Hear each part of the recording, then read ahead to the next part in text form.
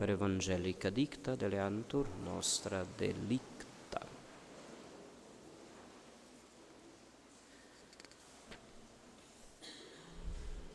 Meus filhos, o Padre Zezinho, inspirado pelo Espírito Santo, ele, baseado também nessa passagem do profeta Isaías, ele compôs aquela música que vocês conhecem. É como a chuva que lava, é como o fogo que arrasa. Tua palavra é assim, não passa por mim sem deixar um sinal. Deixa mesmo o sinal? Quando você ouve a palavra, ficou alguma coisa em você? Não responda. Deus nos fala sempre, meus filhos, seja na sua palavra lida, proclamada e explicada, como também continua nos falando pelos acontecimentos. Desde quando a palavra, que é Deus, se fez carne e veio habitar entre nós, fatos do cotidiano são também, ou podem ser também, palavra de Deus para nós. Corremos o risco de sempre pensar no mágico, no extraordinário, no miraculoso. E não nos damos conta muitas vezes que é em coisas pequenas e simples do dia a dia que os recados de Deus chegam a nós.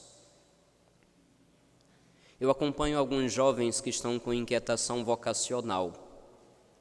E sempre chega da parte deles aquela pergunta: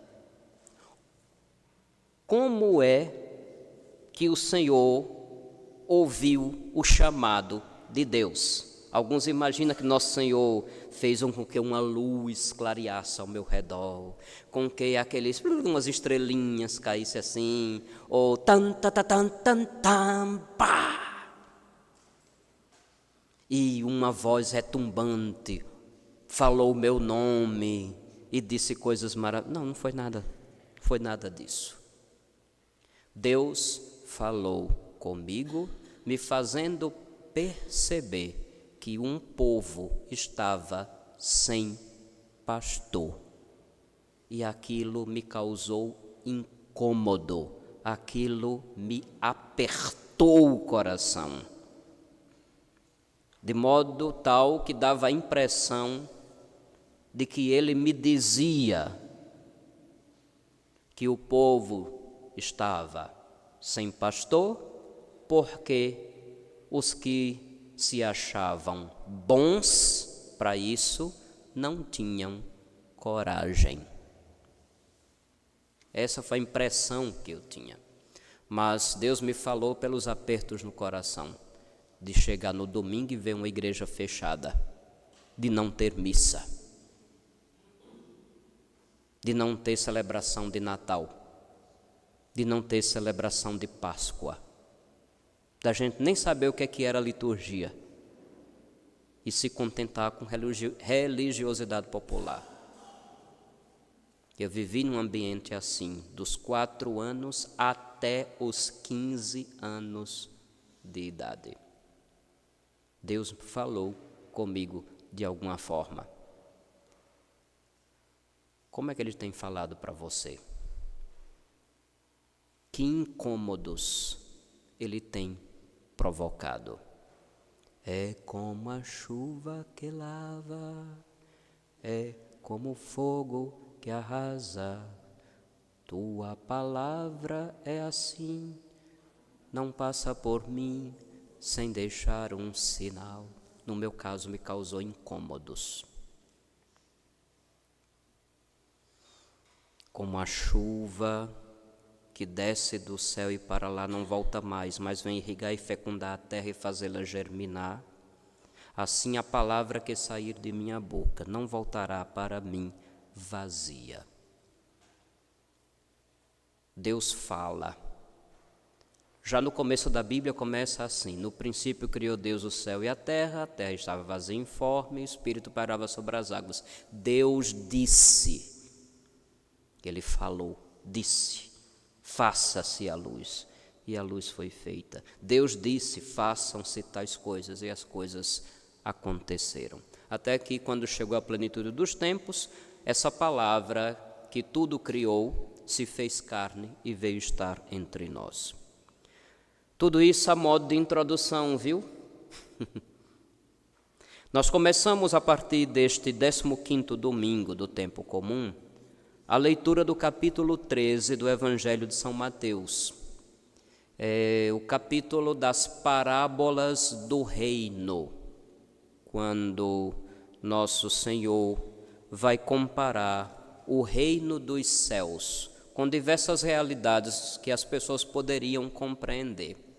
Tem certas coisas que, se a gente diz nua e cruamente, as pessoas se espantam ou talvez tenham dificuldade para entender. Se alguém é perito em acompanhamento em psicoterapia, é comum um psicólogo muito bom recorrer também a figuras de linguagem, a parábolas, a metáforas e assim por diante. Sabe o que é uma metáfora, não é?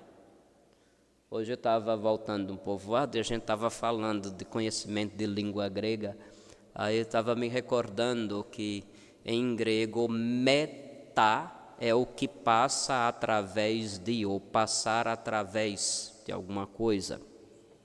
Metáfora é aquilo que faz a gente passar além da coisa, digamos assim, que é dita, e entender uma mensagem que passa através de uma outra forma ou de uma outra figura.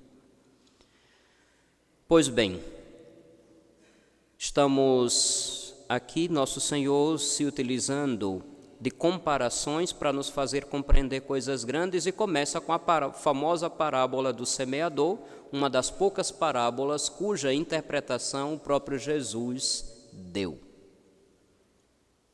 O semeador joga para tudo quanto é lado. Às vezes dá a impressão que esse semeador não é um bom agricultor, né? Como é que vai jogar semente na beira do caminho, no meio de pedra e no meio de espinho? Parece um pouco estranho essa figura, porque meu pai era agricultor e muitas vezes eu plantei feijão, plantei milho, participava tanto do plantio como da colheita.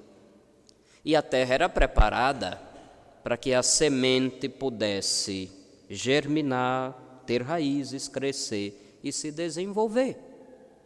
Não se jogava aquelas sementes em qualquer lugar. A gente escolhia o lugar exato, preparado para aquilo. Mas a linguagem que nosso Senhor quer utilizar com esse semeador que joga semente para tudo quanto é lado, ela precisa ser entendida muito além de técnicas agrícolas. Existe um semeador e uma semente. A semente, ele próprio diz que é a palavra. O semeador é o que anuncia a palavra que é, a palavra que fala e a palavra que age, que faz. Então, o primeiro semeador é o nosso Senhor, primeiramente. Ele é a palavra, ele fala, anuncia a palavra. Ele é a palavra viva, é a palavra que faz o que está dizendo. Não sei se eu faço me entender falando dessa forma. Ele é, ele transmite, ele faz aquilo que transmite. Não basta falar das coisas do céu, é necessário que você seja o primeiro a viver essas coisas que você fala. Então, nosso Senhor é o primeiro, porque é a palavra feita carne. E, a partir dele, uma vez enviando os apóstolos, a igreja, enviada por nosso Senhor, toma parte na missão de semear, de anunciar a palavra para todos indiscriminadamente. É por isso que o semeador joga a semente à mão cheia para todos os lados, independentemente de onde ele pretende que caia a semente. Deve se lançar para todos os lados. Porém, a semente precisa de um acolhimento. A palavra que é dita precisa ser ouvida. E quando eu digo ouvida, não é apenas no sentido que nosso aparelho auditivo captou sons e a nossa mente juntou aqueles sons e eles ganharam significado. Sabia que ouvir, literalmente, fisiologicamente falando, é assim que se define? É captar sons que têm significado. E a nossa mente, a nossa inteligência une os significados e formula conceitos. Eita, estou chique demais, parece que estou falando aula de filosofia hoje, não é? Pois bem, quando eu falo do ou é necessário ouvir, não é apenas a operação fisiológica que o nosso aparelho auditivo, nosso sentido do ouvir, funcionando a pleno vapor.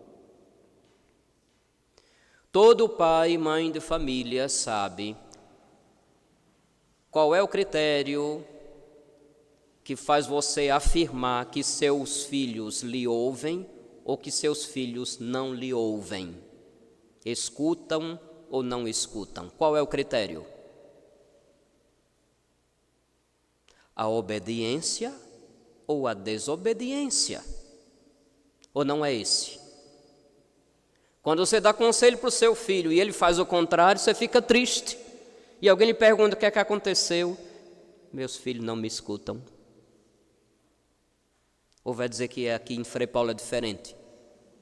Quando você dá um conselho e seu filho ou sua filha faz exatamente, sorriso de ponta a ponta da cara. Seus amigos pensam, está feliz. Você faz questão de inflar o peito para dizer com orgulho, é porque tenho filhos que me ouvem. Quem é pai e mãe sabe disso. Num diálogo é assim, um fala e o outro ouve. Porém, o ouvir deve ir além da função da audição, do sentido da audição. É nesse sentido que a gente vai se encontrar com a explicação que Jesus dá. Se a gente fosse traduzir para coisas mais do nosso dia a dia, hoje, aqui, a semente que caiu à beira do caminho. Vocês já ouviram falar de missa de corpo presente, não viram? O que é uma missa de corpo presente? É quando dentro da igreja chega o caixão com um cadáver. Não é assim? Um defunto, com presunto, eu não sei como é que vocês chamam aqui. Infelizmente temos que admitir, tem gente que vem à missa igual o cadáver, o defunto dentro de um caixão. Corpo presente. Temos que admitir, e Frei Paulo não foge à regra. Ou vocês acham que eu não percebo? De besta eu só tenho uma cara, e às vezes algumas companhias, não é o caso de agora. Infelizmente temos que admitir, muitos estão dentro da igreja, vêm à missa igual um cadáver dentro de um caixão. Porque os interesses são outros. Vem porque foi empurrado por mamãe, ou vem porque de repente encontrou uma mocinha bonitinha e procura sentar perto para que os olhares cruzem. E o que é dito aqui, talvez até fisiologicamente se escutou, mas como diz o povo, entrou no ouvido, saiu no outro. Está nem aí. O que acontece aqui, o que é dito aqui, aparentemente, ou melhor, literalmente, para aquela pessoa não tem importância nenhuma, porque o seu coração já está atrelado, apegado a outra coisa e não a Deus. Quantas vezes você mesmo já veio à missa e parecia que estava de corpo presente, entrou e saiu, e o que aconteceu aqui não lhe moveu a atitude nenhuma. Você só agiu mecanicamente, senta, levanta, se ajoelha, sem prestar atenção no que está acontecendo. E voltou para casa do mesmo jeito que chegou aqui.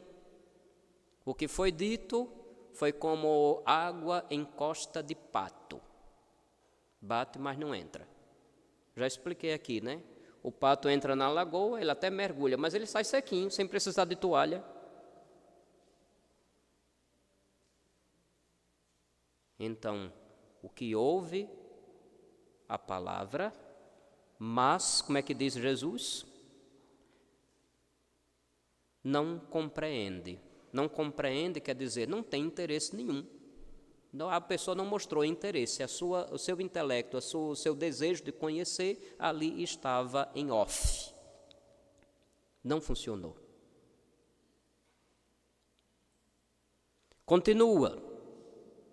Depois fala daquela semente que caiu no terreno pedregoso e compara que é o que ouve a palavra, recebe com alegria, mas não tem raiz, é de momento, na hora da perseguição desiste. Traduzindo, pessoas que vêm à igreja quando sentem vontade, porque querem sentir alguma coisa. Pessoas que colocam o sentimento à frente de qualquer coisa na vida e como critério para tomar suas decisões.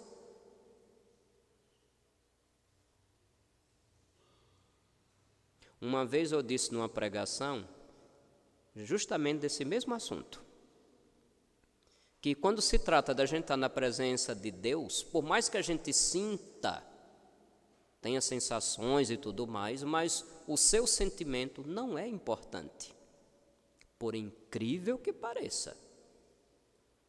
Teve gente que fez o corte, deu falando só isso, sem a introdução e sem a conclusão, e saíram dizendo por aí que o padre de Laranjeiras, na época eu estava em Laranjeiras, era insensível.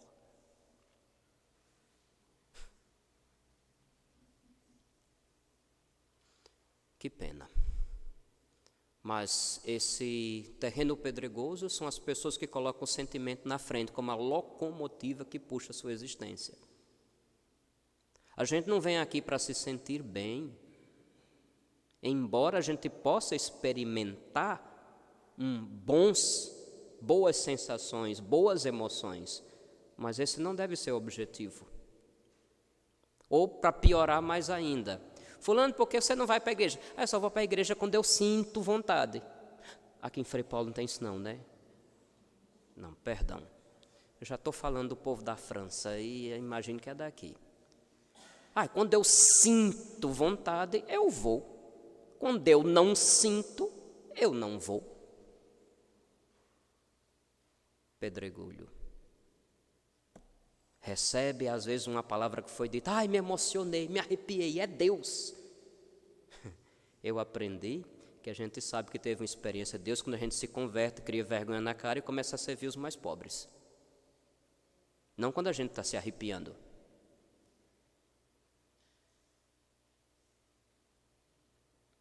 Porque até um golinho de uma cachaça pode fazer as pessoas se arrepiarem. Até uma música que fala de sem vergonhice pode fazer a pessoa se arrepiar. Até um toque malicioso tendendo ao pecado pode fazer a pessoa se arrepiar. Você vai rebaixar a experiência de Deus ao nível de um arrepio? Pelo amor de Deus. Acolheu com a palavra com alegria. Mas na hora que a palavra exigiu um compromisso, como diz um povo daqui do lado, capou o gato. Foi-se embora, não quis saber de compromisso, não tinha raiz, secou, acabou. Naquele dia sentiu, quando pediu compromisso, não sente mais. Eu não sinto mais, então não vou mais não. Que pena. Continua Jesus, falando de um terreno onde havia muitos espinhos. Ouve a palavra, mas as preocupações do mundo e a ilusão da riqueza sufocam a palavra e não dá fruto. Como a gente pode atualizar isso aqui? Pronto, agora a coisa começa a engrossar mais ainda. Porque se falo da questão do povo sentimentalista, imagine daquele povo que busca Deus para conseguir coisas e não por amor a Deus. Imagina aquele povo que anda com a Bíblia embaixo do braço, cheirando a certos odores, prometendo prosperidade. O meu Deus é o Deus da prata, o Deus do ouro, eu tenho que ter prata, eu tenho que ter ouro, eu tenho que ter isso, eu tenho que ter aquilo. Espinhos. Apegos do mundo, ilusão da riqueza. Não se ama a Deus porque Ele é o amor que deve ser amado, mas se ama a Deus enquanto Deus estiver provendo. Toma lá, dá cá.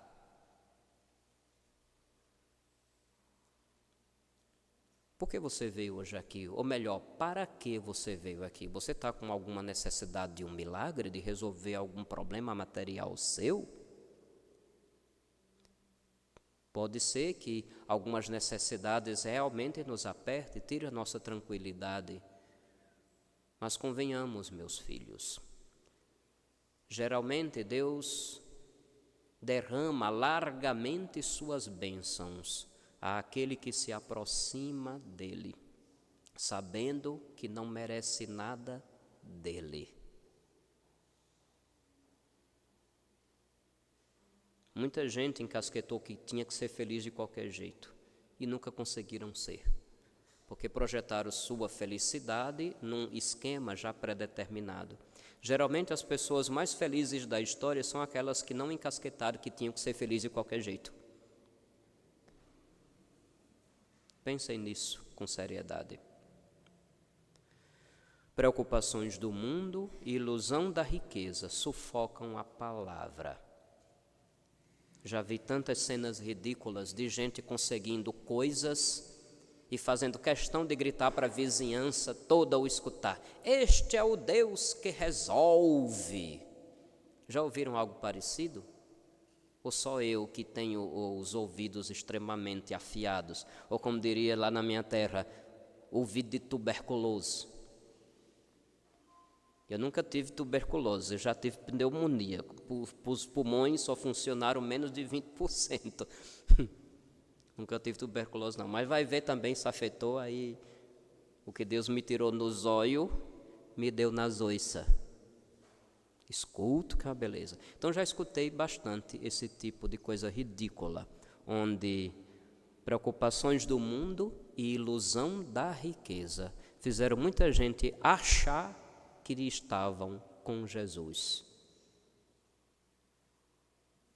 É triste, mas acontece. Por último, nosso Senhor diz: a semente que caiu em terra boa dá fruto, 30, 60 e até 100. O que é a terra boa? Primeiro, é a abertura da pessoa, a abertura de mente para compreender e a abertura da vontade para se comprometer. Compreender, comprometer. Compreender atinge nosso conhecimento, nossa capacidade de entender o fio da meada de cada coisa e a partir dali tomar uma decisão de vida. A abertura de coração, o terreno bom é necessário, porque, como já disse, Deus não se impõe goela abaixo em seu ninguém, Ele propõe uma parceria. Aliança é isto, somos uma religião de aliança. Meus paroquianos de muito tempo já sabem que eu repito isso à exaustão. Nós somos uma religião de aliança. Ele se compromete conosco e é necessário também o nosso compromisso com Ele.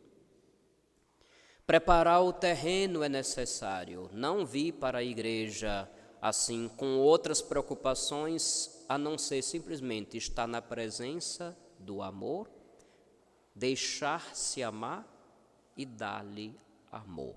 Se isso é prioridade, o resto vai se colocando no seu justo lugar. Por quê? Para que, melhor dizendo, viemos. Será que viemos na curiosidade de ver alguém que queríamos ver? De ouvir uma música bonita e nos emocionar? Será que vimos naquela curiosidade para encontrar, quem sabe, alguma palavra bonita? Ou até mesmo alguma palavra feia? Porque tudo vai depender dos preconceitos, não? Quando a gente escuta falar mal de alguém, a gente fica... Muitas vezes o olhar fica buscando aquele alguém em uma nova falha. Mesmo que seja o padre, mesmo que seja o papa, mesmo que seja o bispo, mesmo que seja o catequista, coordenador de grupo e assim por diante. Preparar o terreno. Simplesmente saber que estou na presença de Deus, que me ama e que espera o meu amor. O resto vai acontecer. Preparar o terreno.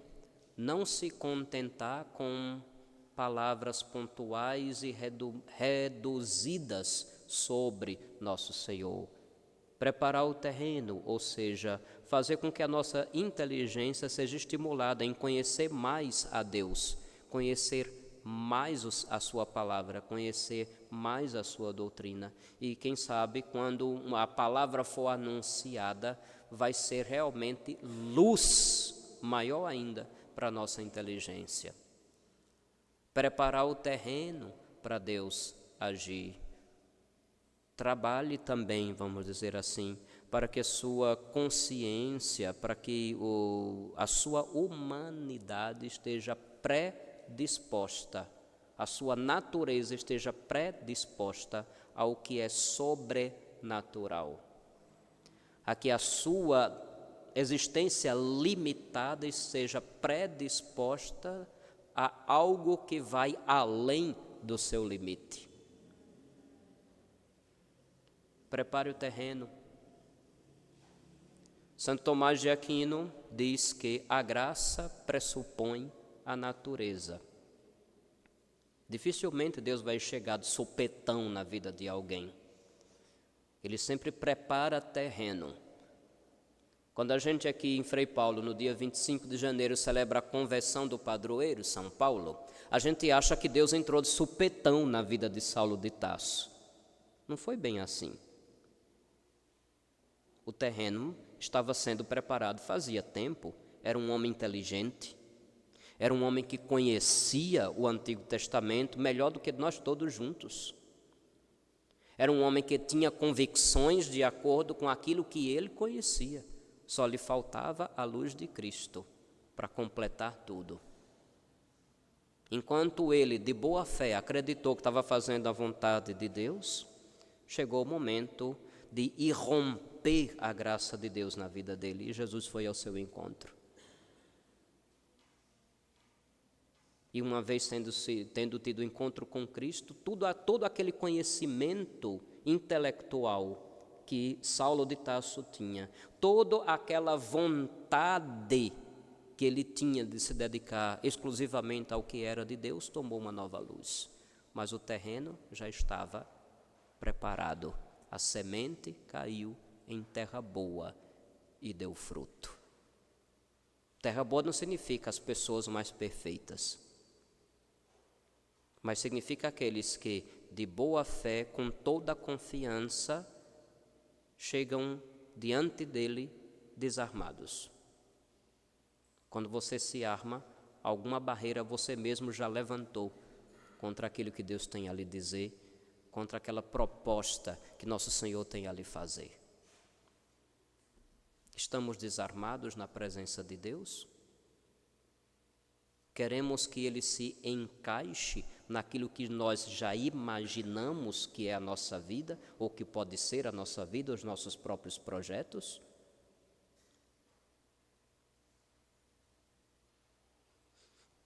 Rezo para que a palavra que é anunciada desde este lugar encontre terreno bom. Encontre pessoas inteligentes, que eu não estou olhando para ninguém burro daqui. Encontre pessoas inteligentes, que possam compreender que existe lógica em tudo isso que eu falei. Encontre pessoas de boa vontade, que uma vez encontrando a verdade, farão escolhas verdadeiras. Uma vez encontrando a justiça, farão escolhas justas. Uma vez encontrando a bondade, façam escolhas boas. Uma vez encontrando o amor, escolham amar. É isto que eu rezo no dia de hoje. É como a chuva que lava, é como o fogo que arrasa. Tua palavra é assim, não passa por mim sem deixar um sinal. E o sinal nunca para em nós. É por isso que o fruto é 30, 60, 100 por um. Porque quando entendemos que a fé é uma parceria que Deus nos propõe e nós respondemos conscientemente a esta parceria, a graça vai além dos nossos limites. É por isso que nosso Senhor vai dizer: a quem tem será dado, terá ainda mais em abundância. Que essa seja a graça que digamos assim, que com aquele amor Ele deseja nos dar, essa graça nos alcance. Sendo amados, amemos. Do contrário, a palavra não terá produzido efeito nenhum, porque nós estávamos distraídos como à beira do caminho, porque tínhamos talvez o nosso sentimento como prioridade, ou porque tínhamos outros amores diferentes do amor que é Deus. Louvado seja nosso Senhor Jesus Cristo.